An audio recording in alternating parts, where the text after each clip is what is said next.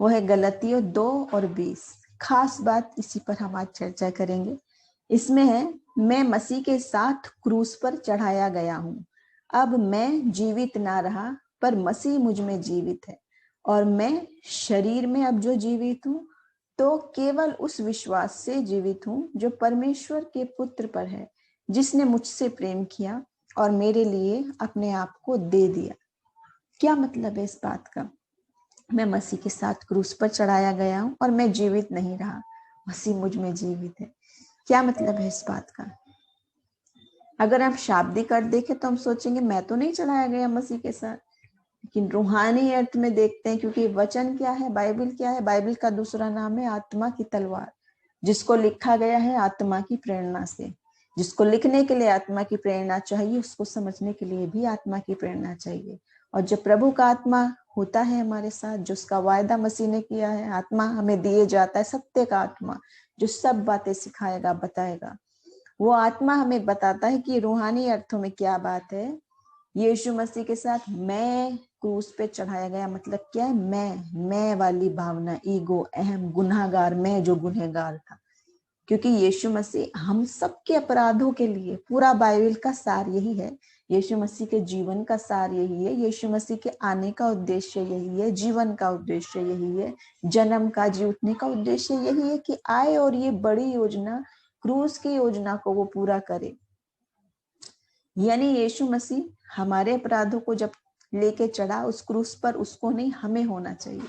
तो आत्मिक अर्थ ये है कि उस समय, क्योंकि वो हम हैं, हमारे गुनाह हैं वहां पर, मसीह के साथ हम, हमारे गुनाह, मैं की बात, ईगो वाली बात, अहम की बात, सारी गुनाहगार बात मसीह के साथ चढ़ाएगा, क्योंकि हम गुनहगार हैं। कोई नहीं कह सकता कि मैंने कोई गुनाह नहीं किया, क्योंकि वचन कहता है कि जितने हैं सबने गुनाह किया। अगर कोई कहता है कि मैंने कोई गुनाह नहीं किया, तो वो झूठ बोलता है। वचन ये बात कहता है। तो आज हम बात को समझें कि हमारे गुनाह लेके जब मसीह चढ़ा, तो अब मैं जीवित ना रहा, पर मसीह मुझ में जीवित है। यानी मैं जो अपराधी था, मैं जो गुनहगार था, जो हर व्यक्ति जो जन्म लेता है, जन्म से गुनहगार होता है, वो अब मैं, जो आदम ने गुनाह किया और उसको गुनाह के तौर पे निकाल दिया गया, लेकिन मसीह ने फिर से हमें जोड़ दिया, फिर से मध्यस्थ बन गया। यानी हम उसके रूप में अब उस पुराने मनुष्यत्व से निकल गए और मसीह में जीवित हैं। तो कैसे? उस विश्वास से जो परमेश्वर के पुत्र पर है, यीशु मसीह पर है, जिसने मुझसे प्रेम किया और मेरे लिए अपने आप को दे दिया, जो मैं शरीर में अब जीवित हूँ। क्योंकि आत्मिक रीति से तो मैं, जो गुनहगार था, वो मर गया, क्रूस पे चढ़ाया गया, लेकिन अब जो जीवित हूँ मैं, जो शरीर में, वो मैं नहीं रहा। क्योंकि वचन कहता है जो परमेश्वर में है वो एक नई सृष्टि है, पुरानी बातें बीत गई, वो सब नई हो गई। वचन कहता है नए मनुष्यत्व को पहन लो, मसीह को पहन लो, मसीह के जैसे हो जाओ। तो ये क्रूस की कथा जो है, जो हम तब से पढ़े, तब से समझे, शुरुआत से गुड फ्राइडे क्या है, मसीह की बात क्या है, 7 वचन क्या है, यीशु मसीह के जीवन का उद्देश्य क्या है, वो तो सब समझ गए हम।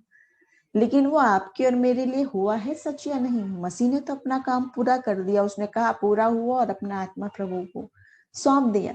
लेकिन आप और मैं, क्या ये बात हमारे लिए भी सत्य है?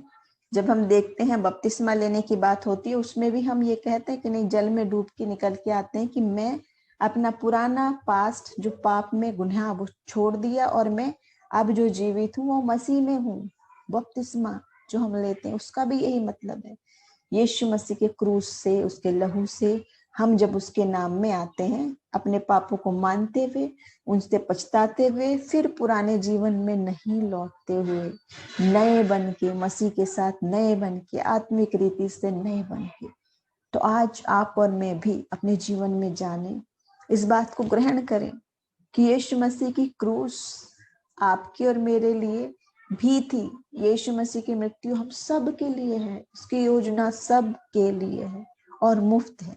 इतनी बड़ी नजात की योजना, इतना बड़ा गिफ्ट जो बिना खोले रखा है, अनओपन गिफ्ट, उसकी सैल्वेशन की योजना, उसके उद्धार की योजना जो आपके और मेरे लिए है। तो क्यों ना आज आप और मैं एक रिवाज की तरह नहीं, हम क्या खाना है, नहीं खाना है, उपवास रखना है, कैसा कपड़ा पहनना, वो सब कुछ जानते हैं, वो 7 वचन सुनते रहते हैं, वो बातें, वो घटनाएं, वो फिल्म, वो मूवी, वो सब कुछ हम सुनते देखते रहते हैं। लेकिन सवाल ये है कि क्या हम वास्तव में क्रूस की उसकी मृत्यु से नए बने हैं कि नहीं? हमने अपना काम पूरा किया है या नहीं? नहीं किया तो शुरू करें, शुरू होगा तभी पूरा होगा। कि अब हम जो मसीह में हैं वो एक नई सृष्टि है, पुरानी बातें बीत गई, वो सब नई हो गई। देखिए, सब, 1 2 3 नहीं, 10 20 नहीं, 100 200 नहीं, सब कुछ नया होना है, सब कुछ मसीह के अनुसार। बहुत मुश्किल बात है, क्योंकि हम इंसान हैं, कमजोर हैं, गुनहगार हैं, पापों में, अभिलाषाओं में फंस जाते हैं। यीशु मसीह की तरह हम परफेक्ट कैसे हो सकते हैं? लेकिन यीशु मसीह का बलिदान और उसकी योजनाएं और उसकी पवित्र आत्मा की सहायक जो हमें देके जाता है, वो सब कुछ हमारे लिए आसान बनाएगा। तो आज उस मसीह की क्रूस के सामने, जिसने अपने लहू का दाम देकर हमें खरीदा है, जिसने हमें अपने लहू में एक बना दिया है, ब्लड रिलेटिव्स, यीशु मसीह की कलीसिया उसके लहू से खरीदी गई है, रक्त का दाम देकर रक्त संबंधी बना दिया है। उस मसीह के उस रक्त की, बलिदान की जरा समझे कीमत। आपके लिए, मेरे लिए सोचने की बात है। आप अपने पे सोचे, मेरे लिए मसीह ने लहू बहाया, वहां मुझे होना चाहिए। तो हम इतना तो पढ़ सकते हैं कि हम मसीह में हैं तो नई सृष्टि बन जाएं। हमको सलीब पे नहीं जाना है, हमको मृत्यु नहीं लेनी है, हमको बलिदान नहीं देना, क्योंकि मसीह पूरा कर चुका। लेकिन हमें क्या करना है? अपने आप को उसके हाथों में समर्पित करते हुए और एक नई सृष्टि बन जाना है। प्रभु